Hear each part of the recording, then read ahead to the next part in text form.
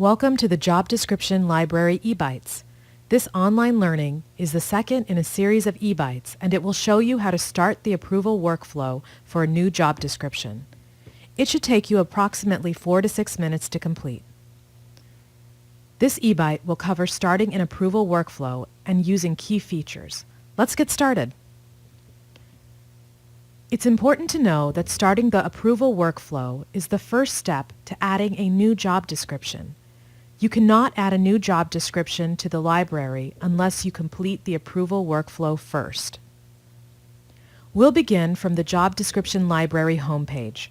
You can start the approval workflow and create a new job description by clicking on Add a New Job Description under the Tasks and Activities banner. The New Job Workflow dialog box appears. When adding a new job description to the library, clicking on the drop-down menu labeled This Job is Based On will display job descriptions that belong to your direct and indirect reports. This option is great if you need to add a job description for a similar position. However, if you need to create a job description for a new position, the options available to you may not be sufficient. In that case, clicking on Find will provide access to a blank template as well as all other existing job descriptions. If you don't immediately see the blank jobs for new job requests template, select the All Jobs Description up to Max filter. In this example, I'm going to add a new job description for a newly created position, HR Project Manager. Since this position does not currently exist, I'm going to start from scratch by selecting the job description labeled Blank Job for New Job Requests. After highlighting the desired job description, click on Select Job Description and Close Form on the top left side of the window. Let's go through the required fields on this page. The job code is pre-populated, so don't worry about completing the new job code field. You will need to add a new job name before proceeding to the next step, and the Select Workflow drop-down is also pre-populated for your convenience. Because this is a 3-step workflow, there are 3 levels of approval required. As the direct manager, you are the first level of approval needed to add a new job description, so your name will appear next to this step. A second approver, such as a second-level manager, is also required.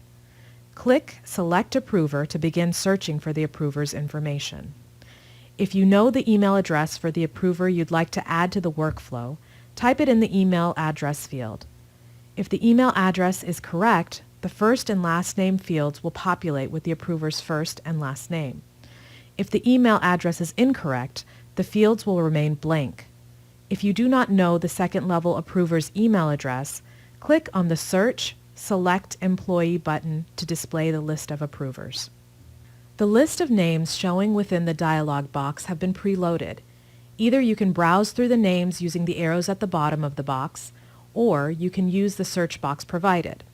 If you decide to use the search function, we recommend searching by either the approver's last name or first name. Click Select and Close to add the approver to the workflow. Selena's full name now appears next to the second-level approval. Once you start the workflow process, your second-level approver will receive an email notifying him or her to review the workflow and approve or make changes as needed. The final step in the workflow is when our compensation team reviews and finalizes the job description you have added to the library. Although it's not required, you also have the ability to include ad hoc reviewers in the workflow process. Clicking on the Add Participants icon next to the appropriate step will allow you to search and add a reviewer to the process. Keep in mind, the ad hoc reviewer will not approve the job description. After reviewing the information in the workflow dialog box, you are now ready to start the approval workflow. Click on Start Workflow to save your changes and close the form. A dialog box showing the newly created job description workflow appears. From here, you can either close the window and continue editing your job description at a later time, or You can click the Edit icon to begin adding information to the job description immediately. I don't want to add information to my job description right now, so I'll close the form and go back to the Job Description Library homepage. Great job! You have completed the Starting and Approval Workflow eBite.